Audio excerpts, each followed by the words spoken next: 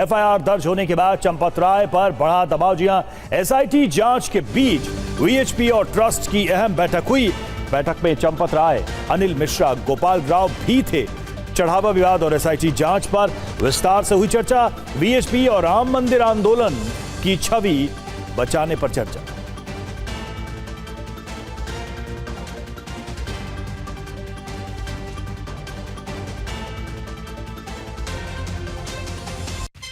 राम मंदिर चढ़ावा चोरी मामले में करीब 18 दिनों बाद श्री राम जन्मभूमि तीर्थ क्षेत्र ट्रस्ट ने आखिरकार गुरुवार को एफआईआर दर्ज करा दी। इसमें ट्रस्ट महासचिव चंपत राय के करीबी टिन्नू यादव समेत 8 आरोपी बनाए गए हैं। ट्रस्ट के सदस्य कृष्ण मोहन ने एसआईटी की शुरुआती रिपोर्ट के आधार पर मुकदमा दर्ज कराया है। राम मंदिर ट्रस्ट में कृष्ण मोहन सितंबर 2025 में शामिल किए गए थे। कृष्ण मोहन को ट्रस्ट में कामेश्वर चौपाल की जगह लाया गया था। कामेश्वर चौपाल का बीमारी के बाद निधन हो गया था, जिसके बाद ये रिक्त स्थान भरा गया। जिनके खिलाफ एफआईआर दर्ज की गई है उनमें रमाशंकर यादव उर्फ टिन्नू यादव, लवकुश मिश्र, अनुकल्प मिश्र, सुभाष श्रीवास्तव, करुणेश पांडे, रमाशंकर मिश्र, अविनाश शुक्ला और मनीष यादव के नाम शामिल हैं। अयोध्या राम मंदिर चढ़ावा चोरी मामले में आखिरकार एफआईआर दर्ज कर ली गई, जिसमें कि 8 लोगों को नामजद किया गया है। उसमें से एक नाम अनुकल्प मिश्रा का भी है, जिसके घर के सामने इस वक्त हम मौजूद हैं। ये मकान अनुकल्प मिश्रा का है, जो कि अयोध्या के कौशलपुरी में स्थित है। हमने यहाँ इनके परिवार से भी बातचीत करने की कोशिश की, हालांकि परिवार के सदस्य बातचीत करने से इनकार कर रहे हैं और सभी आरोपों से भी इनकार कर रहे हैं। लेकिन जो पुलिस ने एफआईआर दर्ज की है उसमें 8 लोगों को नामजद किया गया है और उसमें एक नाम अनुकल्प मिश्रा का भी उसमें मौजूद है।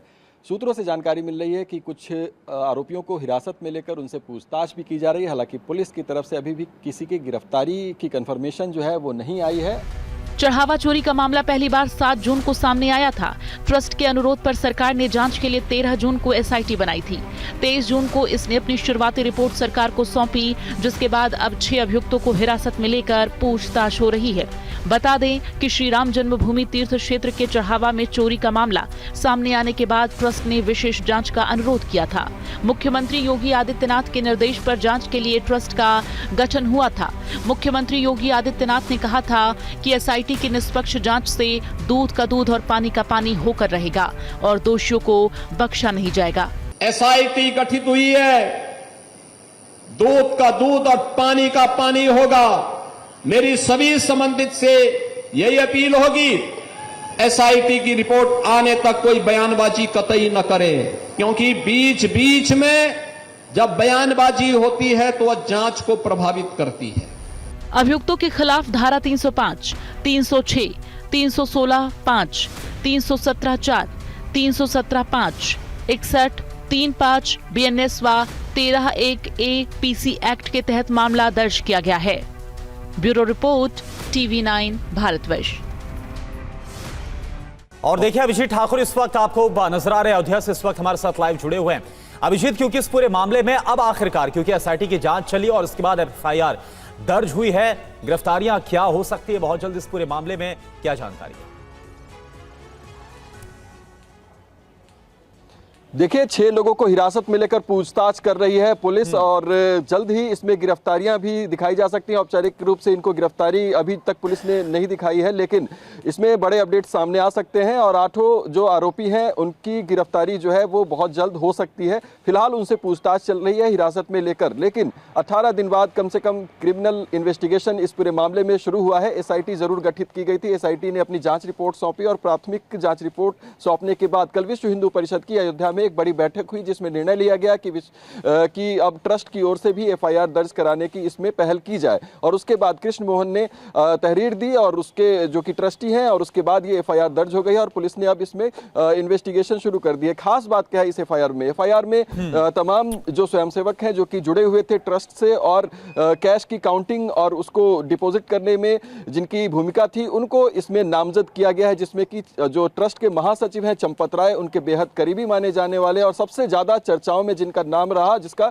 वो टिन्नू यादव, उसका नाम भी इसमें शामिल है। उसके अलावा अनुकल्प मिश्रा और तमाम जो लोग हैं वो सब इस कैश काउंटिंग यानी जो भी चढ़ावे का पैसा आता था उसको दान पात्र से लेकर और काउंटिंग रूम तक जाने की और बैंक तक जाने की स्थिति में जिनकी भूमिका रहती थी उनमें ये शामिल है। इसमें एफआईआर में एक भी बैंक कर्मी को नामजद नहीं किया गया है, उन्हीं की भूमिका अभी तक इसमें नहीं पाई गई है। हालांकि अज्ञात लोगों के का भी इसमें जिक्र है, यानी कि आगे चलकर ये एक एफआईआर आप एक्सपेंड होते हुए देख सकते हैं, इसमें और नाम जुड़ सकते हैं और इन्वेस्टिगेशन जैसे जैसे आगे बढ़ेगी उसमें और भी रिकवरी हो सकती है। इस तरह की जानकारी सामने आ रही है। तमाम जितने आरोपियों को हिरासत में लिया गया है, फिलहाल पूछताछ कर रही है और उसके बाद पुलिस इसमें और गिरफ्तारियां या फिर और नाम जो है आगे चल के आपको इसमें और भी चेहरे नजर आ सकते हैं। बिल्कुल अभिजीत, देखना होगा कि आगे अब जो प्रक्रिया होगी उसमें एक्चुअल पुलिस की तरफ से क्या कदम उठाए जाते हैं। आप बने रहिए हमारे साथ और देखिए, चढ़ावा चोरी केस में एफआईआर के बाद सियासत भी तेज हो गई है। अखिलेश यादव ने एफआईआर पर तंज कसा है, कहा है फुनगी को फांसी और शाखाओं को मिलेगी माफी। संजय सिंह ने चंपत राय पर कार्रवाई की मांग की है। वीएचपी के कार्यकारी अध्यक्ष ने संतुष्टि जताई।